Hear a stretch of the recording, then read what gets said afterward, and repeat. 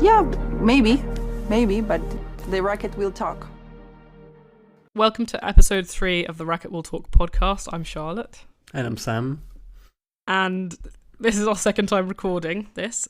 We tried yesterday and technology happened. So here we go again, just to chat about the last 2 weeks of tennis since our Australian Open recap.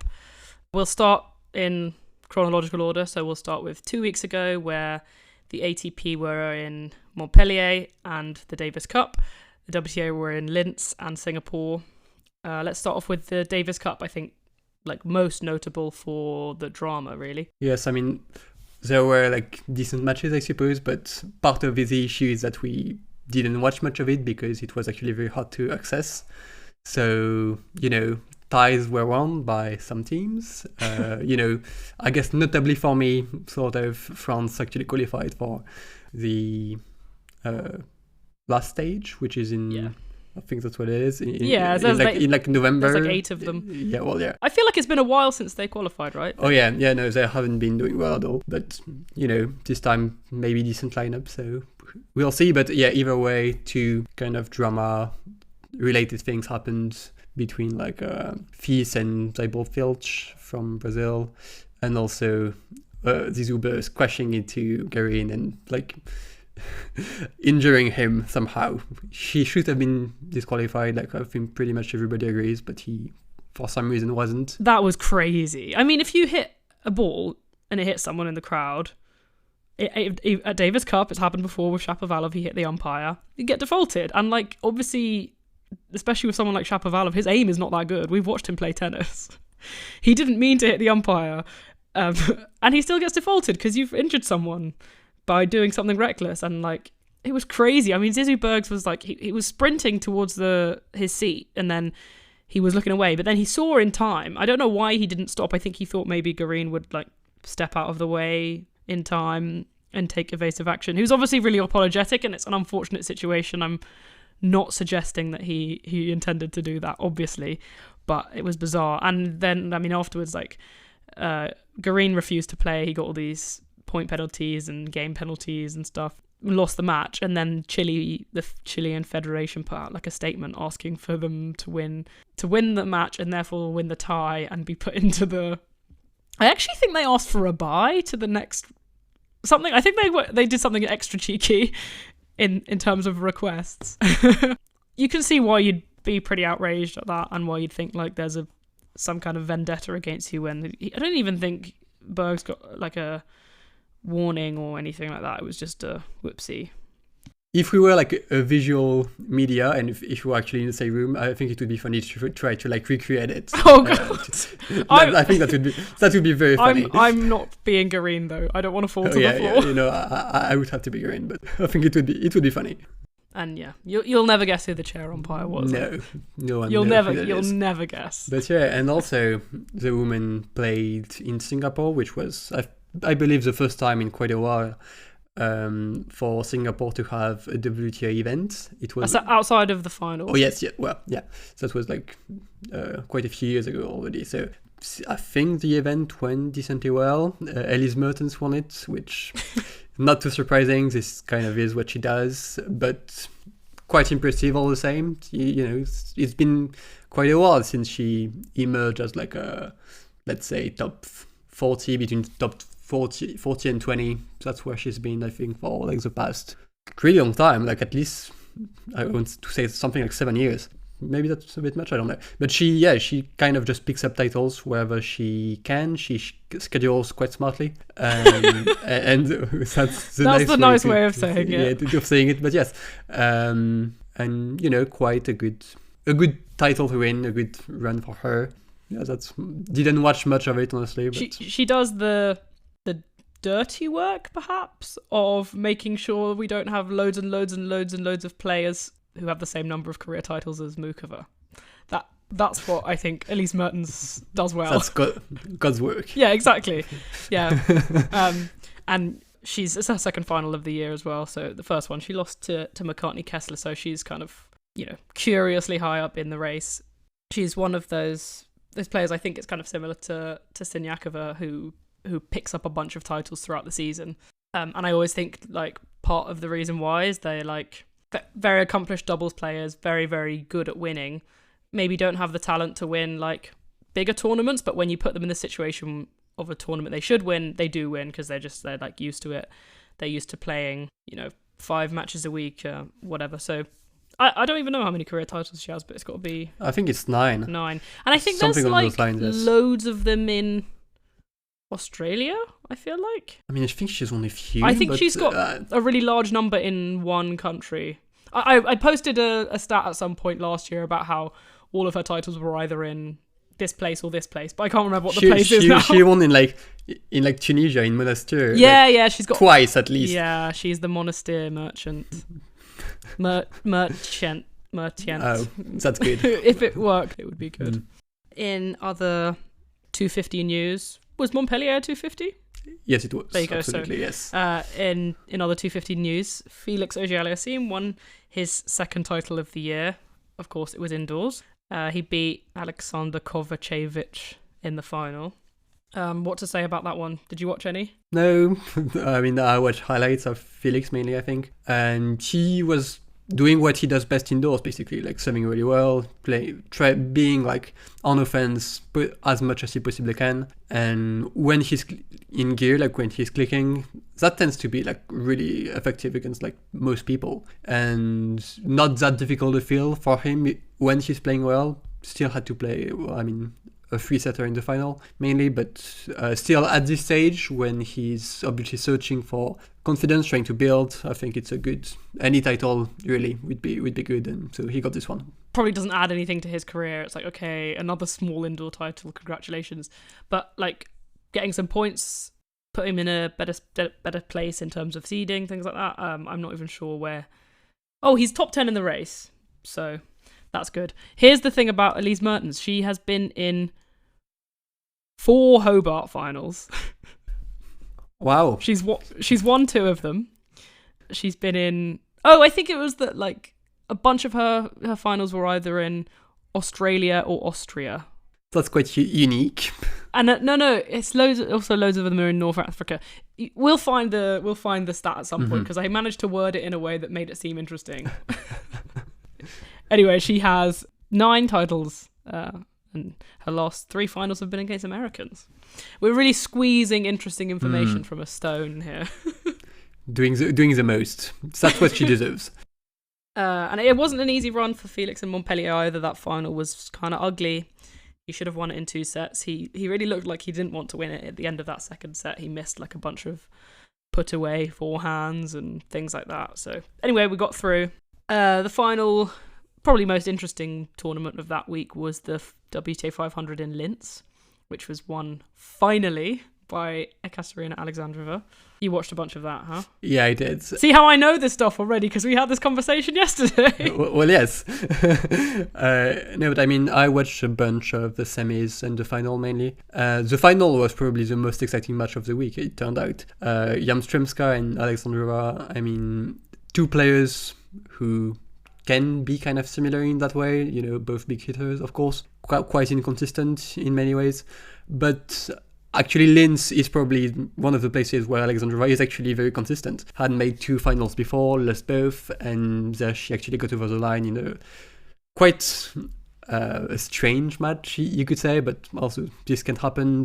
With this type of player especially, with Alexandrova dominating for like the first 50 minutes, I want to say, and then in the second she was up 3-love, and then Yamstremska won like 7 games in a row, and then Alexandrova had to get herself together basically, and served great in the third. Actually, that was her saving grace, basically. Served like at like 91%, which is obviously really great. And so she got over the line. She obviously was quite excited.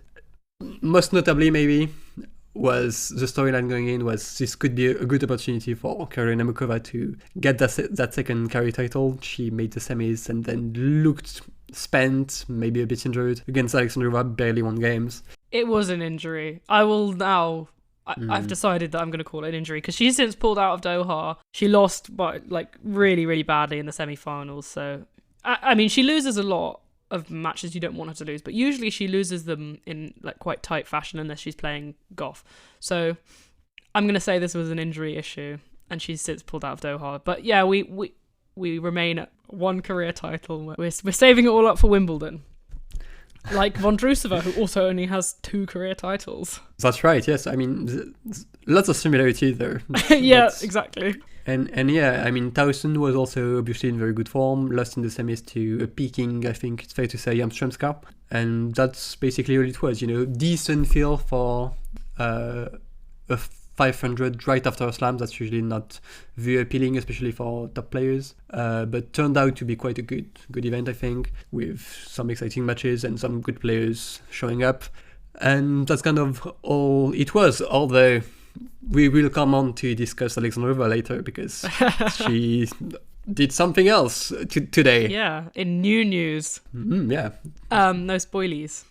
It was a good field considering, like, it's actually completely out of place geographically. Like, going from Australia to swing, and then you kind of go to the Middle East. Traveling and competing in Europe again could be a bit out of the way. I mean, a lot of the European players will go home anyway, but it's good for those players to show up, and like a part of the reasons it's really close to Prague, allegedly. I haven't looked at a map, so I can't confirm. So we've heard. Mukova said it in her post-match press conference that they just drove over, which sounds like that sounds so fun. Little road trip to a tournament. If she'd won it, it would have been great. Nice story. Yes. Alas. Yeah. So that was from last week. Kind of pretty predictable in terms of Felix wins an indoor title and Alexandrova wins a smallish title in a chaotic final, and Elise Mertens wins a title that's very true, far yes. away that no one was really had their eyes on. So yeah, we probably could have just an AI generated week. You can call it that, yeah. And then moving to last week's results, the ATP were in Rotterdam for the 500 and Dallas for a 500. Feels greedy having 2 500s in the same week, I think. And then WTA were in Abu Dhabi for 500 and Cluj for 250. Which one do you want to start with? I think we can start with Rotterdam again. So, Again? Again, yes, that's what we did yesterday. It is. No, but it was won by Carlos Alcaraz, who has finally won his first indoor title. I don't think he had even made a final before that. So obviously that's maybe not like the most important week of his career, of course, but still, that's a surface where he's not been comfortable in the past at all. So even though he didn't like blow everyone away, which he can do, this time he had to scramble against Botic van der Zandschulp in the first round. Not bad. Did Yeah, you practice? No, I winged it and kind of worked out. And then against Hurkacz in the semis, that was probably the best match of the week. Some really great shot making can happen between these two. And then against Denis, again in 3 sets in the final. So good week for him, of course.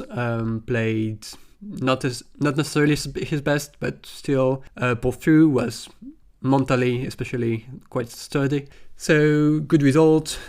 Decent, or usually a good event, I think. Has had obviously some great winners in the past few years. What did you have on that? I have now confirmed it. Carlos was younger than all of the big 4, winning completing their set of titles on all surfaces. If you're differentiating between indoor and outdoor, this is what Bastian tweeted. I hope he's right. I'm not going to fact check that. So another one of those youngest records for Alcaraz. As much as it's felt like quite a long time to get to the place of winning indoors, he was younger than all of them. And part of this indoor issue potentially was coming from the fact that he usually plays the golden swing. They call it that? Yeah, they do. Yeah, okay. Again, I just thought I'd made that up. The golden swing in South America, and he this year chose to stay in Europe. So a lot of his indoor tennis has come at the end of the season, where he might be quite tired. So maybe there was a bit of that in there as well, but it's like his game doesn't look as good on indoor yet either. He had this reworked backhand technique, which I'm not convinced about yet. He doesn't get points off his serve as easy as some other players, like a Hurkacz or even a Talon Griekspoor. Yeah, a lot of the ATP, really. A lot of the ATP have big serves. What a shock. But he played Diminor in the final, who he probably does have a... It was a strange indoor final in that it was quite scrappy. It wasn't ball-bashing tennis. It was, like two little Tom and Jerry running about or something. Lots of running, yes, indeed. These, I think, in my opinion, the fastest two players on the tour. That's a good shout, yes, for sure. Maybe Tommy Paul or Davidovich Fokina. At least top 5, for sure. Yeah. So it was a sprinty kind of tournament. Indeed. And nice little Palmares, the last few winners. I think it was Felix, Medvedev, Sinner, Alcaraz. So like Rotterdam probably must be happy as a tournament. Sure. And I mean, a good week for Domino, I think we have to mention, because yes, he beat semi-finalist Bellucci, I think his name is. Mattia Bellucci. Who beat back-to-back Medvedev and Tsitsipas, which was obviously... Oh, I didn't really pay attention to that. They're such non... Yeah, okay. That says a lot, but it did happen. Quite a fun player, actually. Lots of tools, great shot making, fun to watch, actually. I like the highlights that I saw from him. But when he came to face one of the better current... What's the word? Gatekeepers on tour currently in Domino, he actually couldn't get anything going, like at all. I think he won like 3 games. So that speaks a lot, I think, about Domino's like average level at the moment, and just the way he kind of just almost always beats who he's supposed to beat, which is obviously the trait you look for in a top players. That's the trait you look for in the top players, not the trait I look for in a top player. That's part of it, There's winning big titles, being in big matches, but there is also, for that to happen, you also need to beat lowering players most of the time, which is something Medvedev, for instance, used to be amazing at, and now it's not happening at all this year so far. So we'll see how that situation unfolds, but for now, Domino is kind of doing what they used to do. Yeah. Mattia Bellucci, another one to add to the genitalia generation. Trying to make it happen, this name.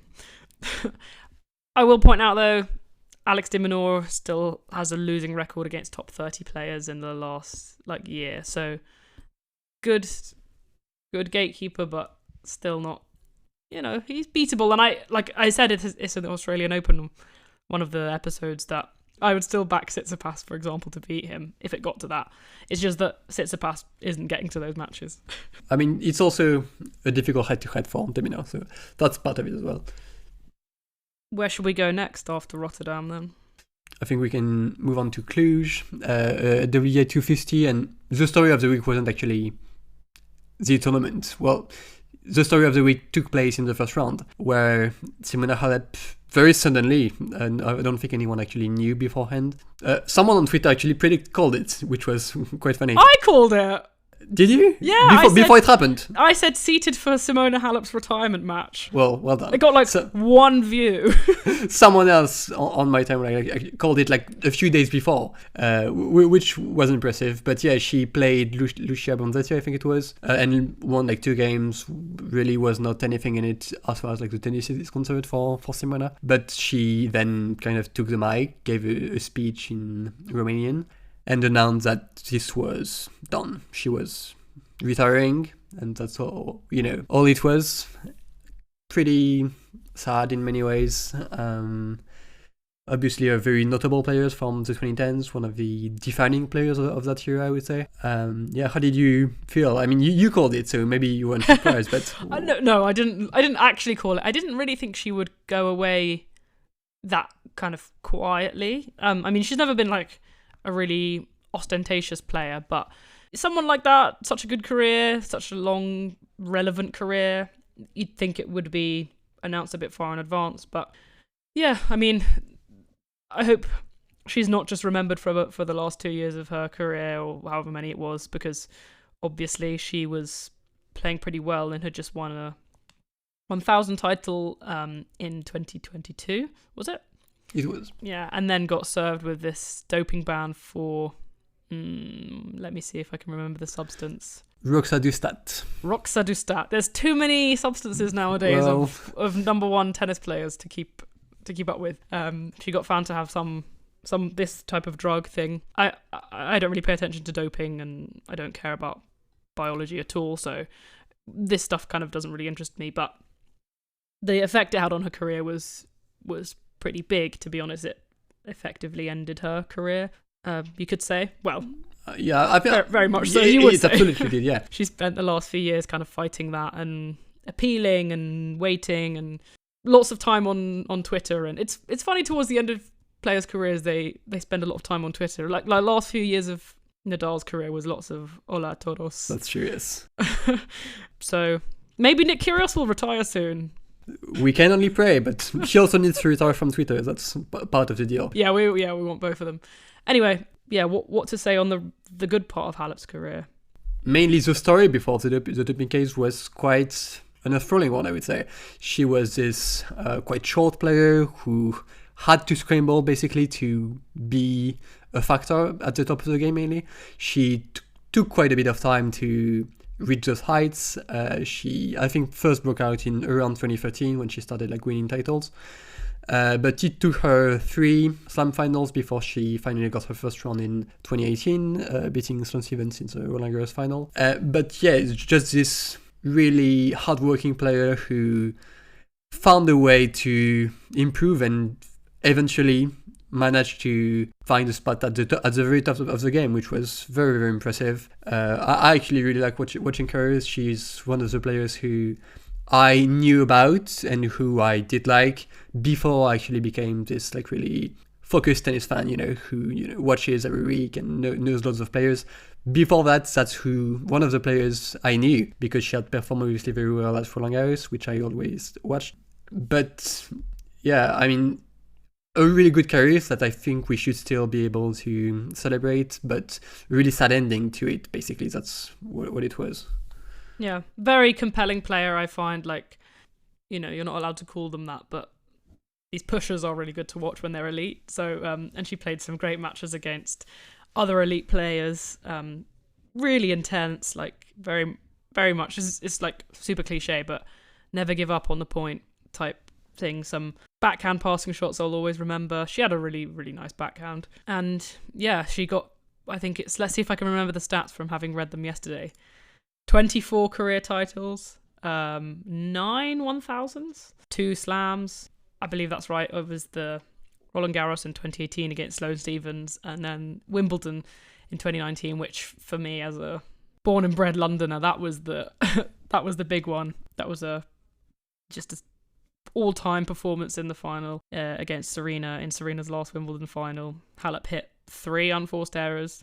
I remember watching it thinking, she hasn't missed a single shot. How do you get past her? Okay, Serena was pretty bad, but yeah. And it was fun and kind of unexpected because her thing had always been clay. She'd had 2 Roland Garros finals before the title.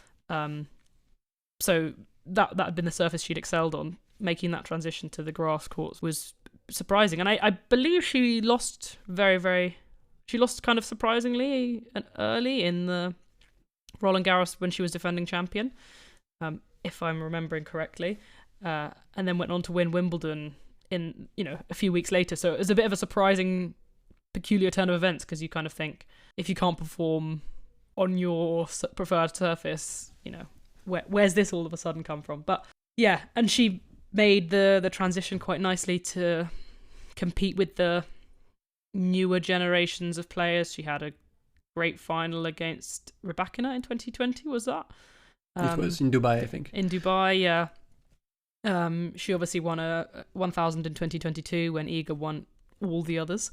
Yeah, great career. I quite liked her, to be honest. I thought she's always came across as a really lovely person and fun, very fun to watch. If she wasn't playing someone you were really rooting for, she was really fun to watch. Yeah, I mean, that's kind of all we have on that. I do feel quite sorry for her and for her fans. I don't think that's really a fun way for any career to end. We have seen lots of retirements of really good players over the past 2 years. This is probably one of the worst ones, as far as how it happened and like the few years that came before. Quite heartbreaking. I have to think for her friend especially. So heart goes out to them, to her, and hopefully over time people will mostly remember her as this really great and entertaining player that we that I'll remember fondly, I think, at least. Just off the top of my head, let's see if we can remember. Okay, recent retirements: Ash Barty, Serena, Kontaveit, Muguruza, Kerber, Halep. Anyone else? Murray at all? Oh, I'm just talking about women. Okay, fair enough. Sorry, Murray and Nadal and Federer as well. Also in the last few three years, I think it was. So it's a very much a transitional period, you'd say. But Halep, I thought, would be one of the last dominoes to fall, but she's kind of, her hand was forced a bit with how everything had played out. Yeah, we will. I'll miss her. Yeah, so will I. Good gatekeeper. Really one of the better ones, yeah. for sure. Even if she weren't winning those titles, she wasn't going to let anyone and everyone win them. Indeed. And then we had a good week of tennis in Abu Dhabi, where very good week of tennis. Yeah, where Belinda Bencic won in really impressive fashion. We mentioned her quite a lot in the review show, but she was, I think, even better in Abu Dhabi. This is a title she has won before, of course, but the level of tennis she had was basically on par with her like very best stuff, like pre-pregnancy, playing so well, competing so well. I thought as well. You would expect her maybe to struggle a bit physically, which was the case when she lost to Goff in the Australian Open. But last week in Abu Dhabi, I think she had to play quite a few setters. She came back from a set down a few times, and when she came back in those matches, she was coming back playing even better, more intense, cleaner. So super impressive. Beat Ashley Kruger in the final, Rybakina in the semis, both in 3 sets, and also before that, I think another quite difficult match. Go on, you'll remember it. Yes, against someone who has won Wimbledon. Against Marketa Vondrousova. That's not. I was thinking about another 3-setter, but maybe that was always the only 2. Shramkova. Oh yeah, also can play quite well. Well, apparently so. Yeah, Shramkova. I don't know how to pronounce her name. We'll have to do some Czech and Slovak lessons at some point. And she also double bageled Kudermetova there as well. So Bencic was technically kind of defending champion. She'd won from match point down 2 years ago before the baby. Was it only 2? Yeah, I think so. In 2023. Yeah, and then missed it because she was like pregnant, and then came back and won again. So that's however many matches in a row, maybe 10 in Abu Dhabi. And she played young American hopeful baby Rybakina Ashton Kruger in the final, who also had a very, very good, like, notable week, I think. And she does indeed play like Rybakina. I think she looks like her when you watch her even move around the court, and the stroke production, that's Rybakina. Did you watch any of Ashton Kruger's other matches? Who did she beat? She beat Noskova. Kasatkina and Noskova. Yeah. Noskova was also showing really good tennis before that week, so beating her was actually quite impressive. We'll get on to Noskova. Okay. But yeah, I mean, Bencic at her best is really very impressive and like very unique. No one actually redirects power and absorbs power the way she does. Like against Rybakina especially, you really felt it. Rybakina would hit just like humongous shots, and you think, no way, that's not like a point ender or like a shot that almost ends the point. And she at least would force a short return or something like that. That's what it always does for her. And Bencic was just lasering it back every single time with such pace and accuracy. It's really, really special, her technique and her talent, basically. Yeah. I always think that the players with the elite racket talent are the ones who do well after like a long time off, because it just stays with them. Like, she doesn't need to get back into form really, or get into any kind of rhythm. She just picks up a racket and she can pretty much do the same thing as ever. It's more about maybe building up fitness and like match tightness and things like that, but she's pretty killer in those smaller tournaments especially.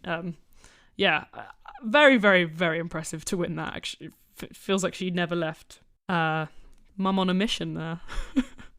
Yeah, there's something else notable. her cute daughter. Right. Top of the list of amusing children, I think. She looks older than she is. I didn't think that until I just thought about how she looked. I was like, this is not a brand new baby. Maybe. A brand new baby. It just came out. She just released it. Yeah, maybe Bencic is getting her started on the Martina Hingis thing and lying about her age. Who knows? That's true, yes. But she is so she's so horrible to play against, or not to play against because I don't play, but to watch your fave player play against, because she just, like, as Sam said, like, get stuff back when you don't want her to. There's no... The quality of a shot barely seems to impact the quality of Bencic's return of that shot. So she's really horrible to watch play against. But when it's people you don't care about, it's a good watch. It's, like, very clean, easy ball striking. Like, if there's a player who hits the middle of the racket every time, I think it's probably her. Absolutely, yeah. Anything else notable? Well, we'll come on to Bencic as well and why she's playing so well. That's a good teaser, yes. No, I mean, that's all I have on Abu Dhabi. And then... Wait, 2 more things on Abu Dhabi. The first one is that Ons is back. Cheers. And we have learnt now that she is really maybe quite back from today's results. But she was playing really well, had this tight 3-set loss to Rebecca, which is... Oh, we've been there before, haven't we? But yeah, like, as soon as you give her a few weeks without injury and without pain, like, she just clicks back into gear.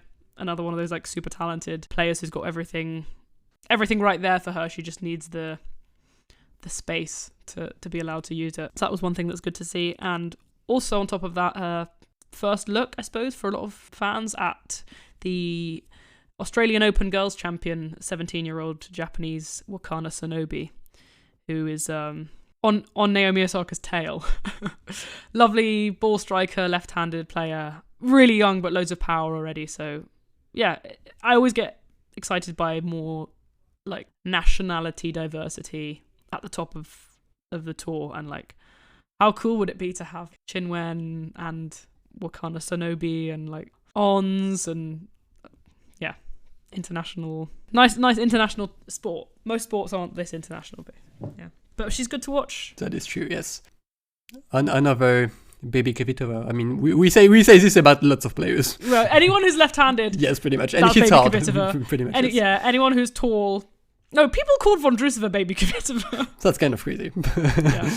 Well, some people think Vondrousova's a serve bot, so. Some people do, yes. What can you do? Yeah, so we had baby Kvitova and baby Rebecca in there, even though Rebecca is literally still a baby. Last but definitely not least was the 500 tournament in Dallas. Usually won by one or other of the American men whose heads touched the ceiling, but this week it was real tennismo. Won by Denis Shapovalov, who beat 3 top 10 players.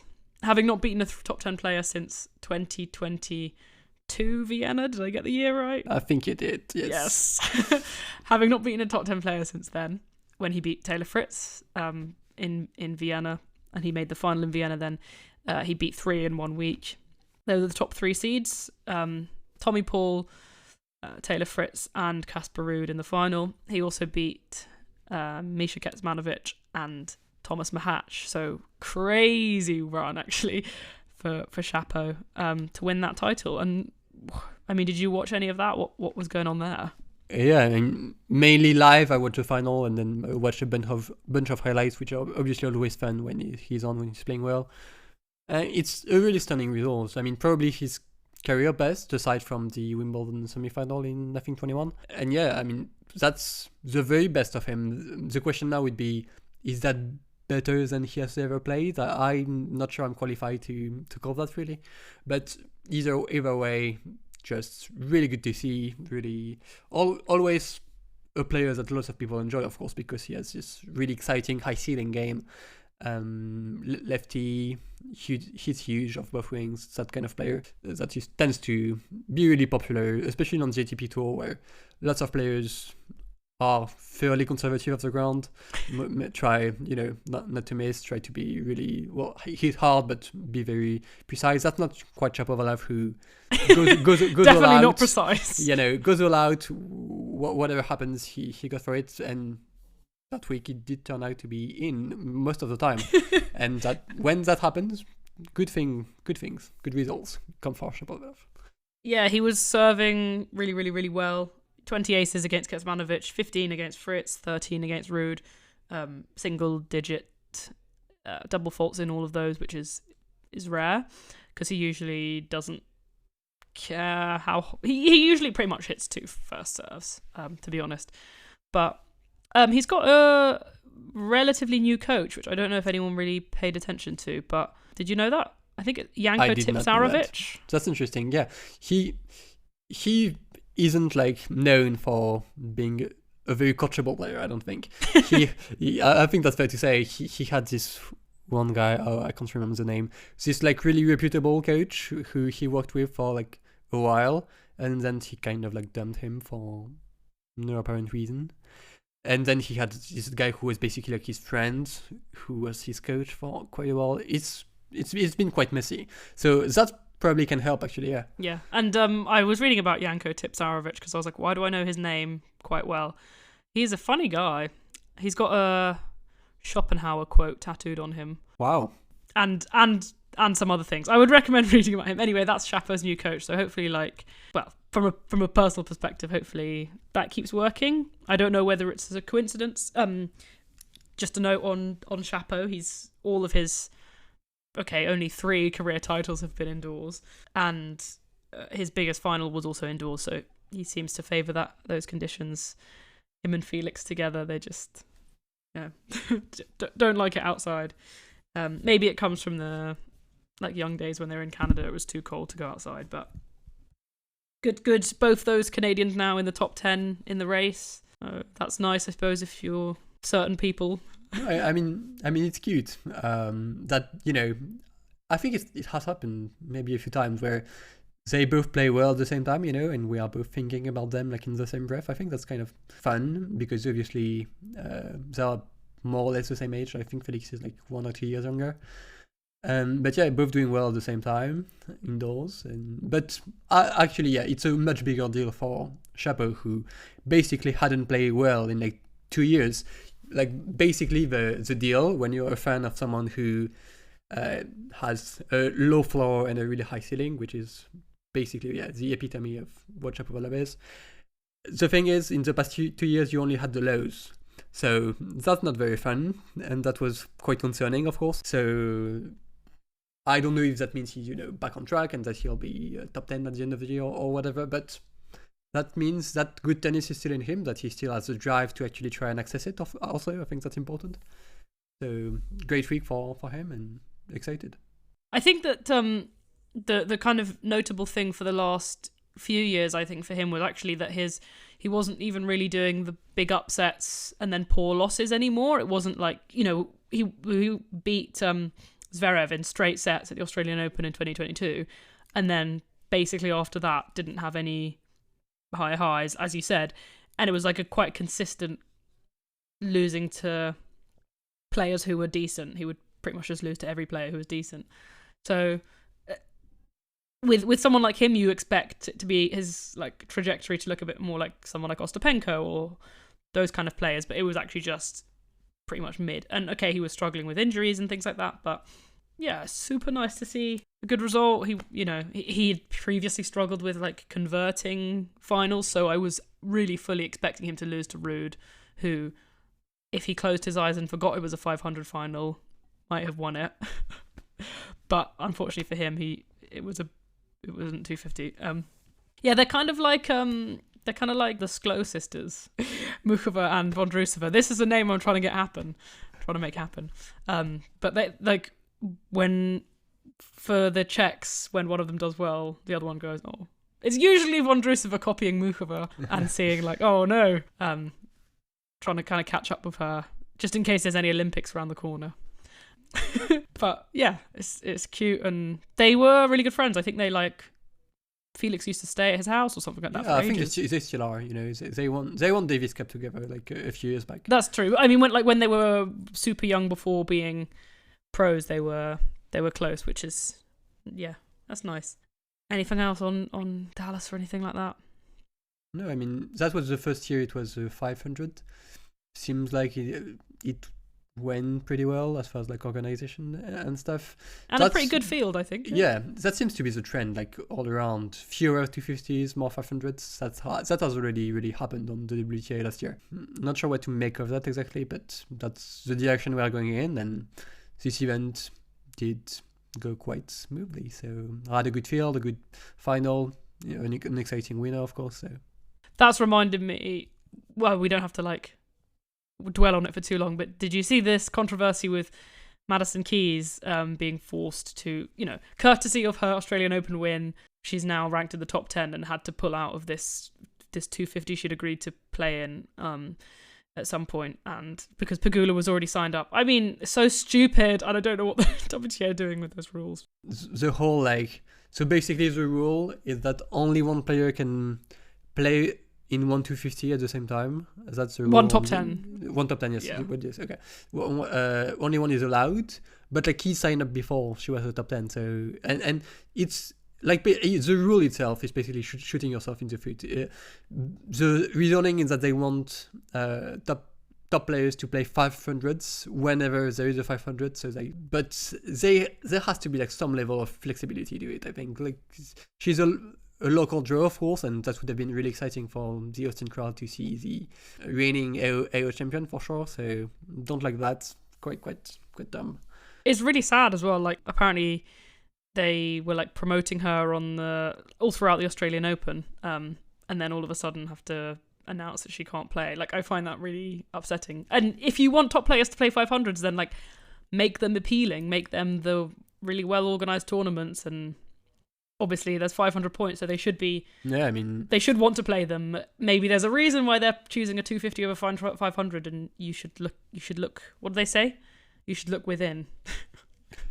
Stuttgart doesn't have to beg anyone to come play the event. You couldn't get me there. You couldn't drag me there, kicking and screaming. Well, yes, but the players do love it. Yeah, because they're wrong. Because they love cars and they love well-organized tournaments. I love cars as well. Oh, that's true. the Berlin 500 as well, which is my dream tournament. I think it looks so good. They always show up for that. I mean, maybe not after last year. It was a bit of a disaster, but previously it's always a good field. So, if you build it, they will come. Anyway, that's a bit of an aside.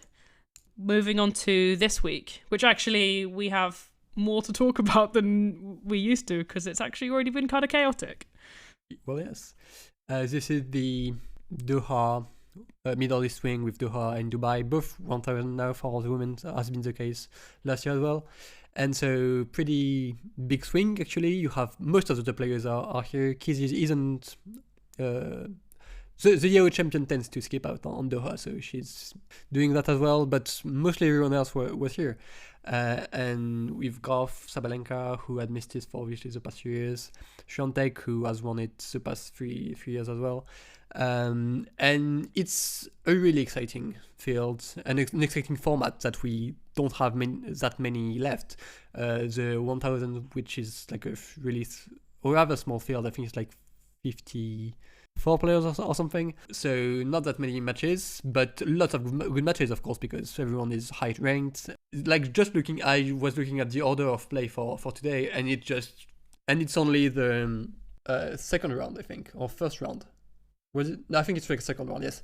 And it's bangers all around all day.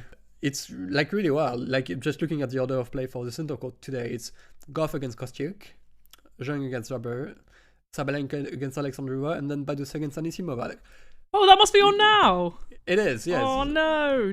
Please don't tell me bad news. I have good news. Go on. Do I tell you?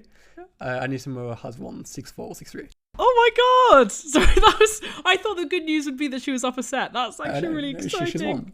Yay! Well, yes, but yeah, my sad aside point was exciting names, exciting matches really early on. I really love it, and I love it even more when it turns out that it's basically the only week or 2 weeks where we still have that.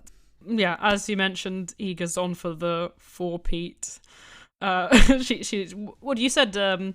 She's won all her matches in straight sets since the Golubich set drop, which was the start of the streak, right?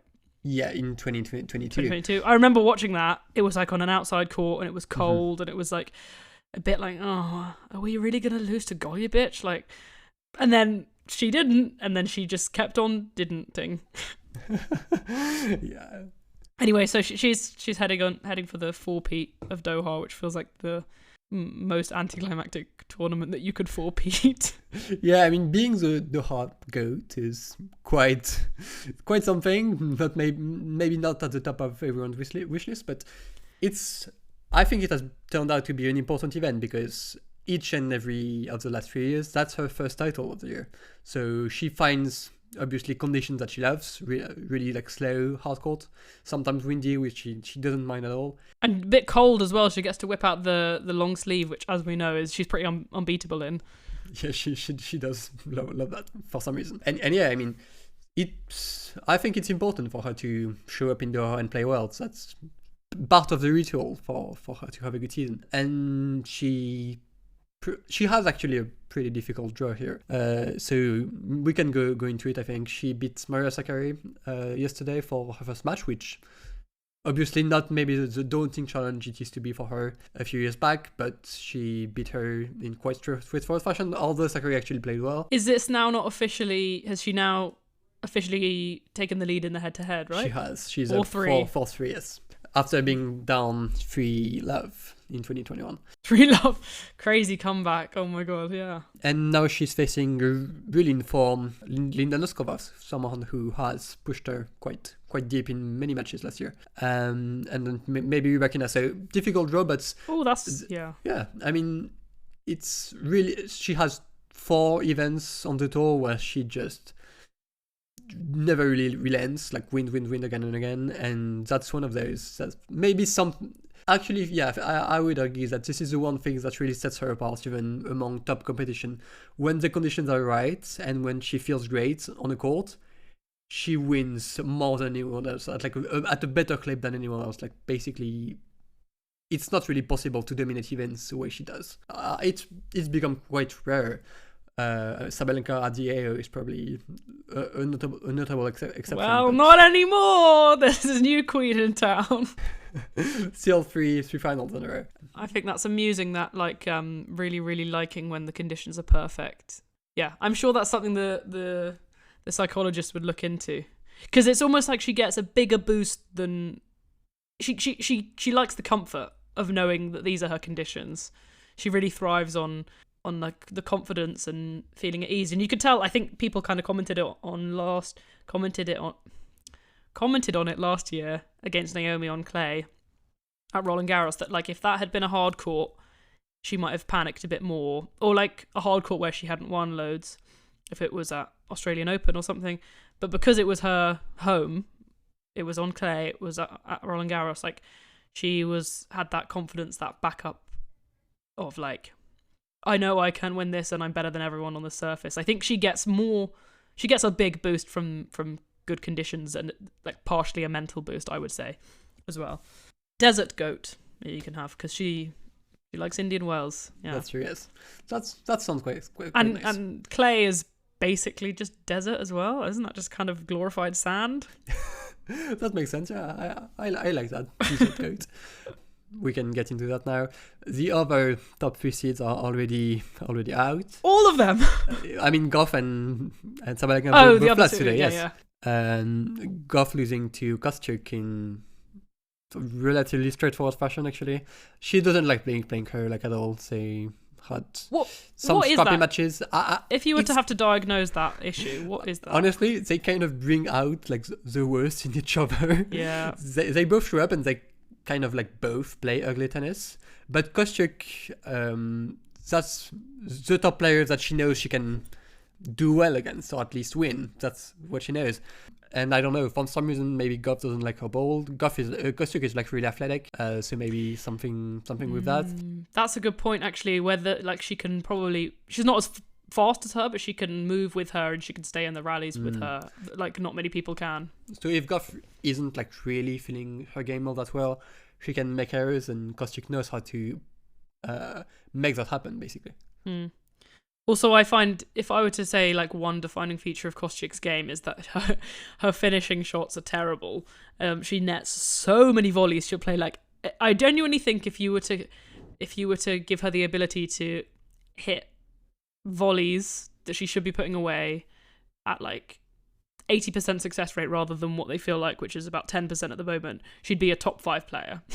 Like she plays so well, and then she gets to the net and she gets the shot you think she wants and it goes into the net. Like this is how I think of her. So I think anyone you play, you therefore, if you play a good defender like Coco is, you're forced to hit the final shot, and if she's not very good at hitting the final shot, then you get a lot of unforced errors on her side. I'm not sure where they come from on Goff's side, but yeah, good win for her. I hadn't thought about her in a while, aside from when we talked about her playing Badosa. And then Sabalenka lost to Alexandrova in 3 sets, which is now Alexandrova's got 2 wins against number 1 in less than 52 weeks, right? That is true, yes. She demolished, actually, Świątek in Miami, playing really excellent tennis. She wasn't maybe quite as good today, but slow conditions that maybe just not possible for her to dominate in the way she did. But yeah, she defeated Sabalenka in 3 sets. I actually saw like all of it. Pretty good match, I would say. Quite messy, especially from Sabalenka, who had like 51 unforced errors. Obviously, that's not what you want to do, but I mean, it was a long match, first set tie break, lots of long games, so that can kind of explain it as well. And Drova competed really well. First set, she was already playing at a high level, but so Sabalenka just kept saving break points like every single time. I think she was like 0-7. And that first set, Alexandrova on break points. But she stayed there all the way to the final set tiebreak, and she was the third-year player of the 2, basically. And just really impressive. We know Alexandrova can play well, but back-to-back weeks is actually very rare. And she, has done it. She tends to believe against Sabalenka because she has beaten her before. She had a week off. Yeah, she did. But I mean, the last tournament she played, she won, and so she's not a winning streak type of player. She is 1 week and then maybe in a few months. She has now at least 2 wins against Sabalenka, if not more. Yeah, yes, it's at least 2, yes. So she's the one in the grass in the Rossmalen final, and then now today. So she's one of those players that I think like she can compete with all the best players in the world. Like she's really, really talented. Great ball striker. I actually think when she's not missing her rally tolerance is quite good. Like she was doing quite well in that respect against Sabalenka today. Concern on the Sabalenka serve, I think. Yeah, I think that's something we can address. Just doesn't seem to go for it as much, maybe. My read on it after the Australian Open was that maybe she was just trying to make more first serves, and so she was putting a bit less on it, which, generally speaking, I don't think that's a good approach, honestly. I think with the first serve, people are maybe hyper-focused on having 70 first serves in or something, but really, what really counts is how much do you actually win when you get it in. That was my read on it. I actually haven't looked at how many she made today. I don't think it was maybe quite that good. Yeah, Alexandrova was returning really well. All the first serve especially just made so many good ones, so many deep ones, which can be troubling for any server, of course. But yeah, I mean, I want to actually look at the stats for the year and see whether Sabalenka is truly like underperforming behind her serve. I think she probably is, yes. She, for sure, in the Australian Open, she was broken, way more times than you'd think. Someone who had got to the final so comfortably at that point was. I remember it was in the semi-final. There was some number of breaks that was too many for my liking. I just looked up Alexandrova's age because I thought maybe she was 29, but she's actually 30. Oh, so maybe her time has passed, huh? Yeah, that's that for her in terms of slam success. But it's Alexandrova. notable results in where are we, Doha? Oh, yes. Which I claimed to not really care about, but actually now I'm relatively into, and it's because I watched Ons beat Zheng Qinwen in straight sets. Yeah, did you watch that? I did, yes. Most of it, yes. Good performance from Ons mainly. I mean, basically the greatest hits. Loads of good variation, drop shots, and also still good baselining, good returning. What makes her good? She pulled off really well today. Maybe a slight concern for Qinwen, honestly, who basically still has yet to start winning at all this season. So the longer that goes, the more concerned we will be. But for Ons, that's confirming that she's back to a good level, which we already saw last week. And yeah, excited. And I was also thinking that before Abu Dhabi that she doesn't perform that well in the Middle East, which is basically her home swing. So exciting for her. I hope she'll keep that level, get for some more wins here and in Dubai, and we'll see.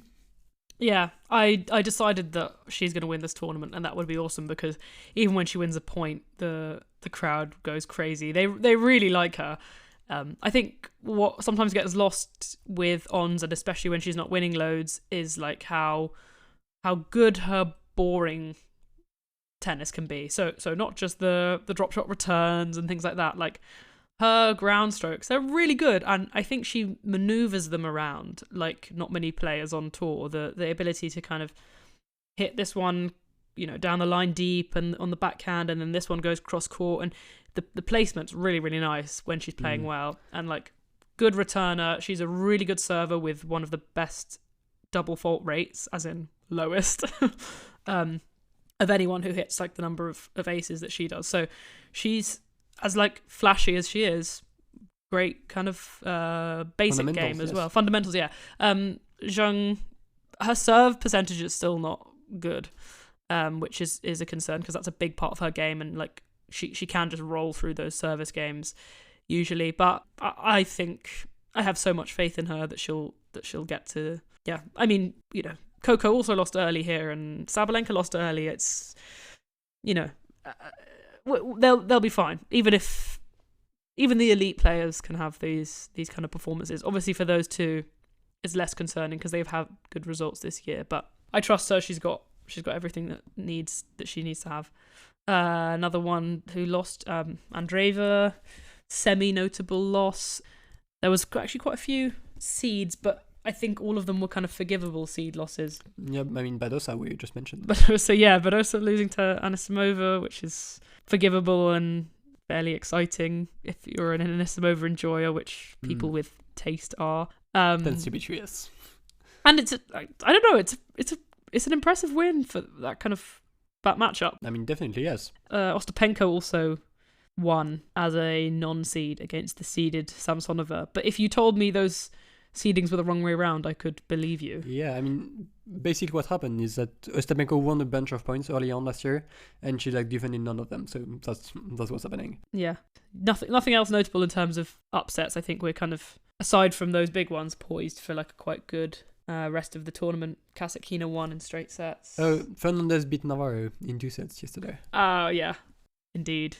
Yeah. Fernandez is going on one at the moment. She's part of the Canadian thing. I mean, she's playing better than she was for a while, I would say. Yeah. Well, hopefully Bianca watches this and decides to quit her full-time meditation job or whatever's going on. I think she's injured now. Yeah. Well... okay, predict your winner of the tournament now that we are one round further. I'm sure you're going to be even more certain of who you predicted yesterday. Well, yes. I mean, actually, looking at the draw, I'm probably a bit less confident in Swiatek winning than I would have been before the tournament, but still, I think she's playing well enough to beat kind of everyone in this draw, honestly. Just because, we know what that looks like when she's in conditions that she loves that much. But yeah, I mean, Noskova and Rybakina back-to-back, that's one of the tougher asks she can have really on tour. So we'll see how that goes. Oh, we've got a juicy third round lineups. Let me just read them out. Alexandrova Mertens, Kasatkina Pegula, Kostyuk Linette, Anisimova Fernandez. Ooh. Jabeur Kenin. Ooh, we will be there. Ostapenko, Paolini, Rybakina, Shramkova, Noskova, Swiatek. Maybe I was unfair in calling this tournament not for me. I think that Ons Jabeur will win. Okay. Because you're right, that's a horrible draw for Iga, and I think she'll lose to Rybakina, and I think there will be a bloodbath in the discourses on that day. I mean, it can happen. She pushed her like mainly more than anyone at Doha really last year in the final. Yeah, that was really clutch. That first set was remarkable. And the men this week are in only boring places playing small tournaments. Yeah, they're in Marseille and in Buenos Aires, I think that. And Delray Beach as well. Oh, and, yes. Don't forget Delray Beach. No. For sure. I would never. No. What would we do without Delray Beach? Notable thing from Delray Beach that I saw today. So it's sponsored by a car brand, I think Volvo, and there is someone, and so the car is like courtside, and I would call it on court actually. Courtside is in the seats. It's on court. Yeah. Oh, it's on court, yes. And so there is, I mean, I think it's a fan watching the matches from the car. It can't be a fan. I think it's a fan. I think you think they sell like VIP tickets for like be the guy who sits in the car. I mean, I think so. It can't be anything else. So you see like I saw like a photo where you see like the court, and there's this one guy like peeking from from the car. It's really strange and kind of funny. I think that's got to be some guy who works there. That would be incredible if they'd sold seats, and if they want to sell tickets to sit inside that Porsche at Stuttgart. I know I said I wouldn't go, but if I got to watch from the car, from the Porsche, I would go. Yeah, it's like high up as well, isn't it? Yeah. Oh yeah, true. Yes, it is. For sure, that is the most interesting thing about Delray Beach, which is otherwise full of Americans and Cam Norrie, who is basically a little bit American as well. Buenos Aires, we've got Zverev and Rune playing, and Fonseca as well, so should be exciting. The more notable thing, I think, is the week after, where the men will play their Doha tournament. 500 for them, but very, very stacked field. Who did we say was in that? Djokovic, Alcaraz, and Sinner. Yeah, Sinner, Alcaraz, Dimonor as the third seed. Djokovic, Medvedev, Rublev, Tsitsipas, and Dimitrov. So yeah, that's pretty stacked. Pretty stacked. Yeah. Oh, it would be good to be someone who had tickets for Doha's this week. Someone who's living in Doha. Yeah. Oh, and speaking of which, actually, that's something fresh from today. The Marseille, which is also happening this week, 250 in the south of France, indoors.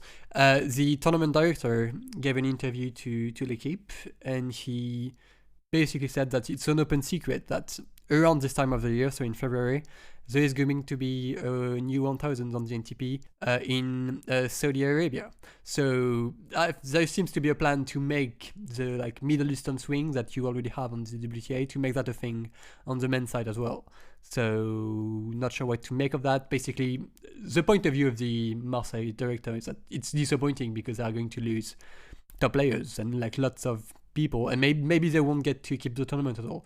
So obviously that's concerning. I do like 250s, and I do wish we could keep more of them, but that's something to, keep an eye on, I suppose. For sure. And if we were to get a new 1000, especially at this time of the year, I would have loved it to be one of the ones in the Golden Swing, because, that atmosphere is excellent, and the fans are really passionate, and I just think it would be really good to have a tournament that was everyone there. About the Buenos Aires tournament, though, a notable thing there is that is Diego Schwartzman's retirement tournament. He did announce in advance, so, it can be done. But he's, great career. I always really liked him because he was really little and he played in Fila. Great player. Streets won't forget 2020 Diego Schwartzman. Indeed, the Rome champion that year, and Roland Garros. He didn't win. Did he not? No, I think he lost in the final to one of Joe Dahl. They won all of them. They those two. Oh, true. Okay, it's the same thing. And he made the semis. He did make the semis. I think he beat Team. He did. Yeah, I think that was Team's last slam quarter. Yeah, because it would have been right after. The US Open. The US Open, so it was he was really cooked. Did he not make the quarter in Australia? in 2021? I don't think he did. I think he went quite deep though. He beat like Kyrgios. He did beat Kyrgios. That's true. Let's have a looking up results from a player who is retired, who we just talked about randomly. Well, I need to know for sure. Okay.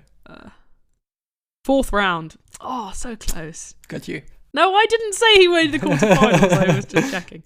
Yeah, he lost to Dimitrov in straight sets. So the final set was a bagel. Ooh. Anyways, but yeah, shout out to Schwartzman. Hopefully a more joyous occasion than it was for Halep.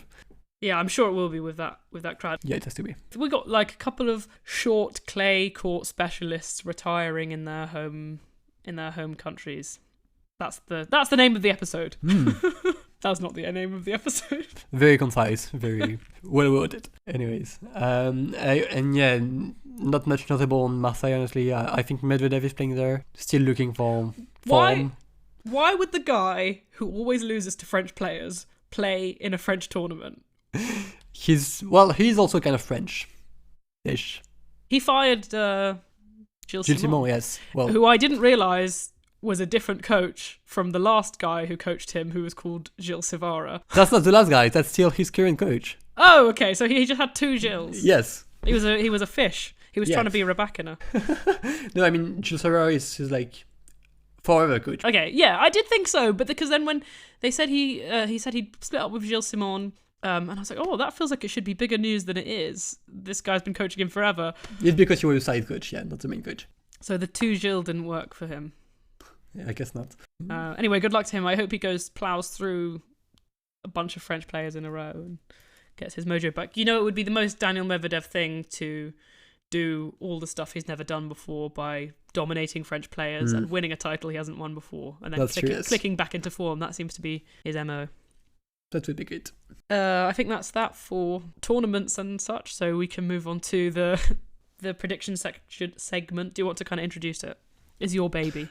It is, yes. It was actually sort of suggested by someone someone we like on Twitter, so shout out to him. So what we want to do every pod is for both of us to put a set of predictions that are related to the week's results and to just on the spot ask the other to predict different things. So for instance, for the past few weeks, I have 2 predictions that I wanted to put to Charlotte. So the first one being, how many career titles do you think Mukova will win by the time she's done? Yeah. So obviously we already answered these yesterday. So these are redictions, kind of. But I thought it would be funny because actually my mind would change so much in these 24 hours. So how many career titles? I could go 2 ways. I could be ambitious or I could be realistic. I'm actually going to up it from last year. So if anyone's not aware, Mukova currently has 1 career title and it's from 2019. And I'm going to say she'll finish her career with 10, which is even more than I predicted before. I think she will have, she's got a good few years of playing in her. I think if she breaks that dam, she could roll through a few of them. I think as decent as she is on hard court, she's quite significantly better on the natural surfaces, I think. So even when we see her taking losses to players like Alexandra Rowe on hard court, I do think she's better on clay and grass. So I actually think this year, my prediction is not this year, she'll win 10. Wow. She better get started soon. I think this year she'll win a clay title and a grass title. Actually, I think it will be grass first and then clay. I think she'll win clay in that post-Wimbledon clay season where... Oh, maybe she'll win Palermo finally. Yeah, the Elisabetta Cocciaretto season, part of the season. What about you? Yeah, I'm going to stick to what I said yesterday, which is 8. So 8 is so much. Really? Yeah, I think it's possible. She needs to get a few, and then she'll not struggle in finals as much. I would hope so. That would put her that's a lot. I mean, 10 is obviously more, but both of them are quite a few. I mean, that's like Elise Mertens territory. Well, yes. I think it's possible. And then the other prediction was, who do you think between Tomáš Machac, Yuri Lehečka, and Jakub Bencic, which of them will be the highest ranked Czech player on the ATP by year's end? Good question. Good pronunciation as well. Thank you. We both really struggled with Bencic before. It's not that difficult. It's not difficult. I think that it's just in the Czech, you've got the lines going a lot of the places and lots of things are pronounced in ways where you wouldn't expect. Look, as a French guy complaining about accents. True. My pick would be Thomas Mahatch, I think. Probably the most talented, slightly less injury prone than Bencic. I think Lehechka's not far from being like at his sort of ceiling. Not his ceiling, but I think he is pretty much where he is going to be. I don't see vast ranking improvements, particularly at any point soon. Whereas I think Mahatch could have like quite a special season, put himself. I think yesterday I predicted top 10, and actually I'm feeling that again. So Thomas Mahatch will end the season in the top 10. I can see that, or at least him like getting there at some point during the year. I think that's possible. Is he your pick as well then? Between the three, yes, I think so. Yeah, cool. Double checks for you. By the way, guys, if you have a good name for the prediction segment, I love names. Yes, that would be good. What were mine? Okay, my first one, also Czech themed, but actually not related to the previous weeks. So, let me see if I can think of a different one that is related to the previous weeks. Will Bencic ever win another big title? And if so, how many? So that's any more Olympic golds if she fancies it, 1000s or year-end finals or Grand Slams. You know what? I'm going to be quite ambitious for her as well. I'll go 3. But I do think like all of them will be 1000. Okay. That's my take. That's reasonable. Do you think they're coming soon or what? Could see one this year actually. I don't know which one though, because Sabalenka kind of dominated Cincinnati. I think she can win again. The clay ones seem also quite difficult to win. So, you know what? I can see her winning like Wuhan or something. Yeah, I can see her winning Toronto. Yes, I mean she has won that one before. Yeah, that's a good. Yeah, choice. when she was like 12. We'll just. Who even? I never actually know who ever wins. Is it even Toronto this year? Who knows? Okay, so 2022 Toronto, 23 Montreal, 24 Toronto. I think it's Montreal again. Okay, I like that one more. I don't vibe her winning Montreal. I vibe her winning Toronto. Okay, we shall see. Well, she'll win Beijing. Actually, I don't know why I'm answering. I don't think she will. No, I think she will. I don't know. Yeah. Anyways, I think 3 is realistic. If she has like 4 more good years or something, I think it's possible. Yeah. Well, 4? She'll only be 30. I mean, yeah, but that's, maybe it should be like one bad year and then another good one. It doesn't have to be like consecutive or something. I feel like she's been really quite consistent since she arrived, apart from her injuries. It's pretty much just been injuries and baby. Yeah, but there are years where she's like... Yeah, she's not always elite. Yeah, where she's like top 25, and there are years where she's like top 10. Yeah. Okay, cool. And my other prediction, which I actually think my answer is kind of related, I suppose. I was watching and thinking about Casper Ruud and Denis Shapovalov and all of those guys who were coached by their parents, and some of them whose parents were professional tennis players. And I want to ask you, on you to predict, which player will have a child who is a professional tennis player, and who will be the best of those? If you think multiple, who's going to be the most promising? So I'm not going to change my answer from yesterday. I'm still going to stick with on Jabber, and I actually came up with some new reasons for to explain. You slept on it. Yeah. So my first initial answer was I was looking for someone who is like really passionate about the game, because if you feel like the game has like damaged you in some way, or at least that it was a struggle to an extent, I don't think you would want your kid to play professional tennis. I don't think you would encourage it. So that has to be someone who like really loves the game, who is like really passionate. And for me, I associate on this game of like her style and all of her really for like with like passion and love for the game. So I think it makes sense in that way. And also, I thought of that. it means a lot for Hans to rep for Tunisia and I guess North African players, women in general. So I think it would make sense for her to want her child to do that as well, to keep that legacy going somehow. So that's my reasoning. Cool. Also, she does have the unfinished business, which I think is a big thing. I said before that it would be really excellent if baby Ons won the Wimbledon title that Ons never won. Oh, that would be beautiful.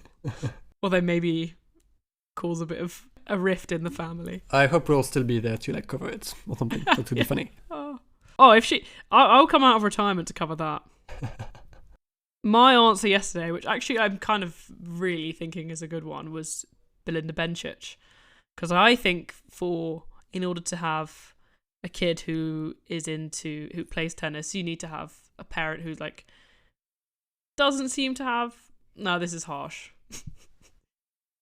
is very into tennis in a very one-track mind way, who's probably been in the world of tennis since they were quite young, which I think Bencic is. And I think she loves the sport in a way that's quite just steady. You could imagine her coaching the tennis afterwards. So I think that's, and the dad of her kid is a tennis guy because it's her coach, I think. I don't think she has the trauma really from it.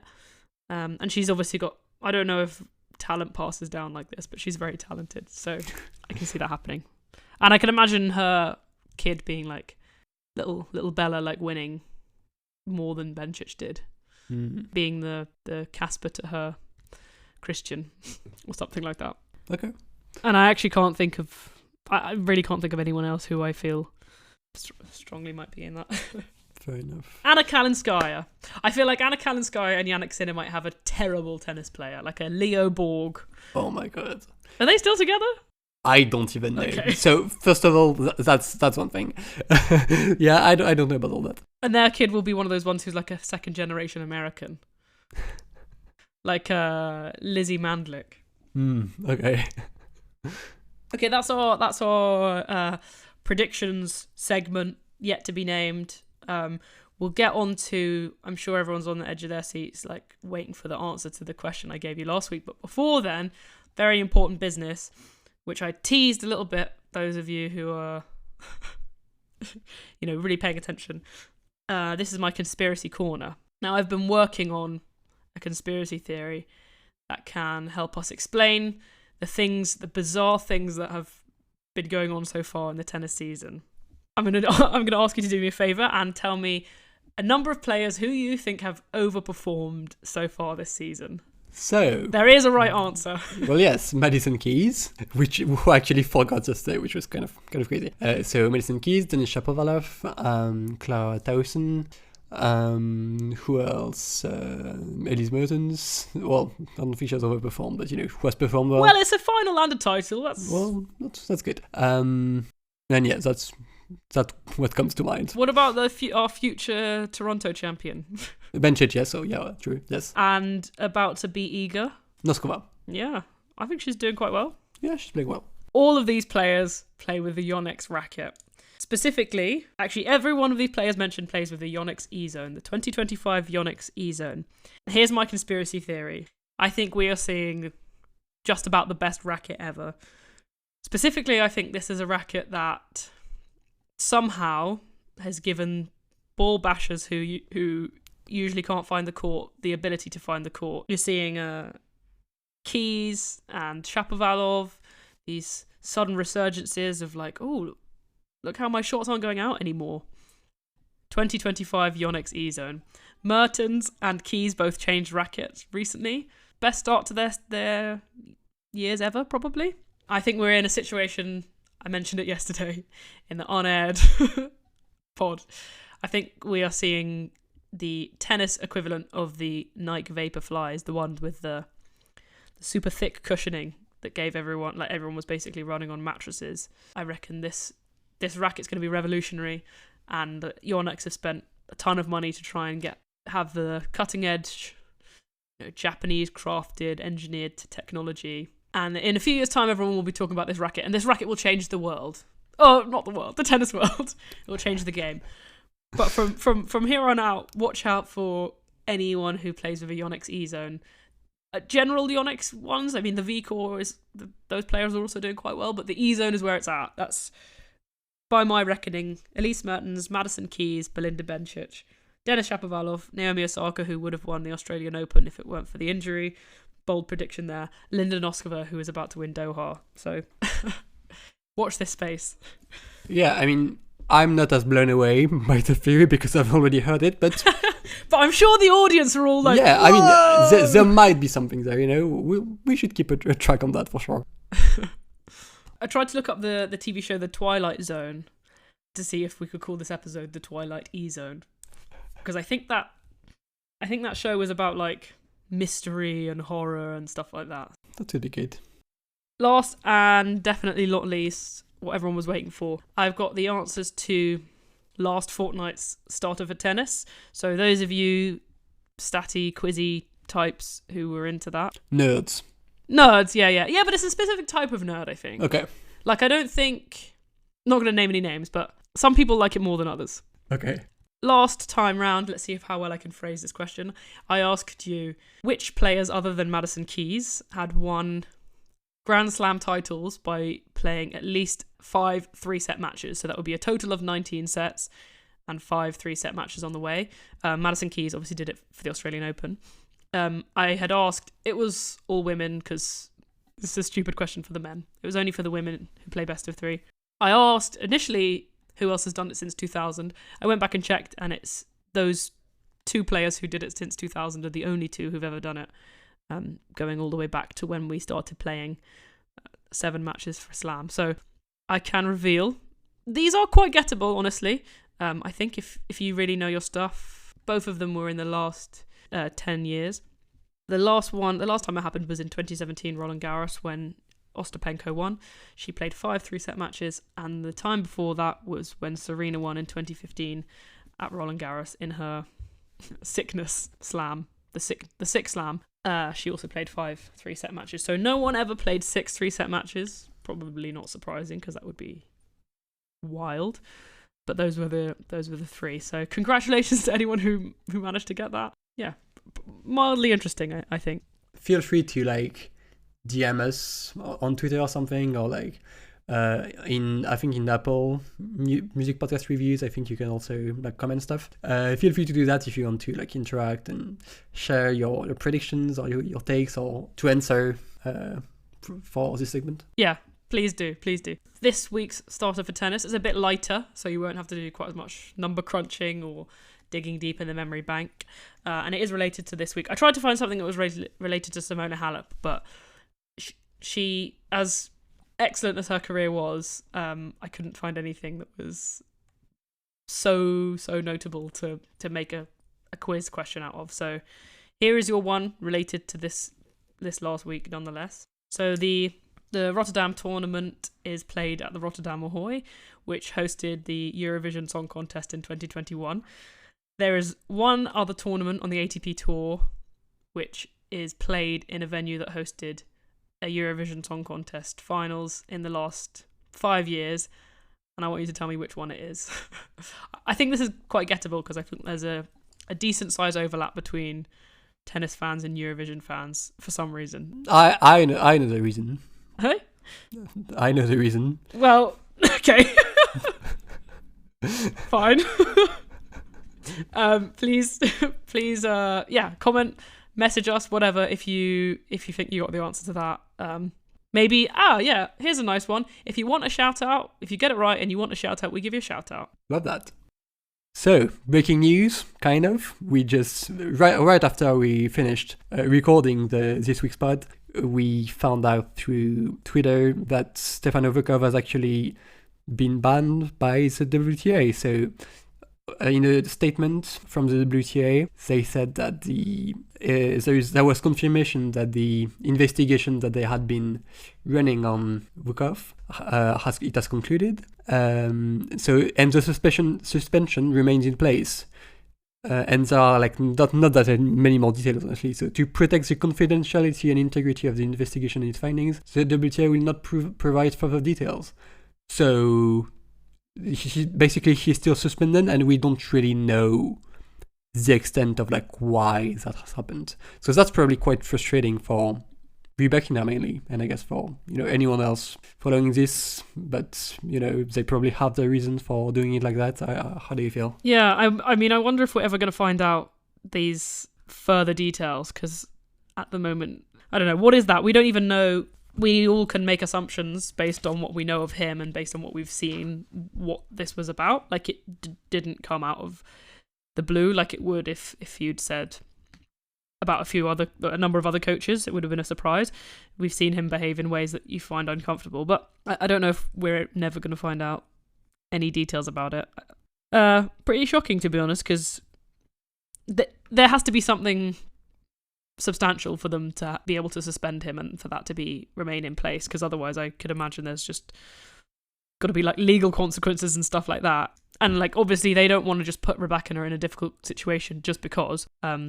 So they've obviously found something inappropriate, and if that is the case, I commend them on doing this kind of thing, because I know it's difficult to take action on this type of thing, especially when Rebecca is on his side throughout all of it. She's made it very clear that she wants him to be her coach. So it's definitely a step in the right direction, at least doing investigations into these kind of behaviors. I think I said it before, I would rather 50 coaches get their feelings hurt and spend a little bit of time having to miss tournaments than one player has an uncomfortable relationship that is damaging. So I think it's a positive step, the whole thing for the WTA, but I don't know if I'd like to hear some more information about what was going on there. Yeah, I mean, honestly, I think it will end up being like needed, because I don't think Rebecca will be like, oh, okay, I mean, she can fight back in some instances. That's something she has shown. So I'm sure she'll have something to say. And I also think this will have like generate enough interest for probably some journalists to look into things themselves. So I think we are bound to hear more details in like the coming days. Yeah. I mean, it's kind of thing that would go even outside just tennis, but overall sports Absolutely, journalism, because that's huge. It's an individual sport where the players hire their own coaches. There isn't I mean, they always say these tennis players are independent contractors, so there's not that much that the WTA can do to have control over their players and who the coaches are, things like that.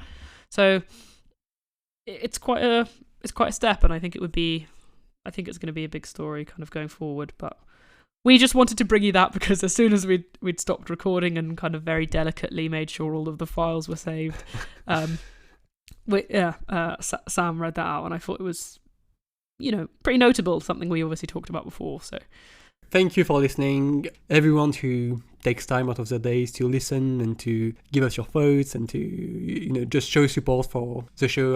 It really means a lot, especially so early on. So thank you so much. Please keep doing that, or start doing that if you want to. And we'll see you again in, now less than 2 weeks, in like 10-12 days or something, to recap what happened in the Middle East mainly, and to probably preview the upcoming Sunshine Swing. So we'll see you then. Best time of the year. If you like the pod, please do give us a nice little rating, and like, if you have any friends who are tennis fans, share it with them, because I think podcasts mostly survive off word of mouth. So yeah, and again, thank you to people who support us. Like, it's very nice to know some people are listening who aren't my sister and mine. Maybe it's just them over and over again. Thank you.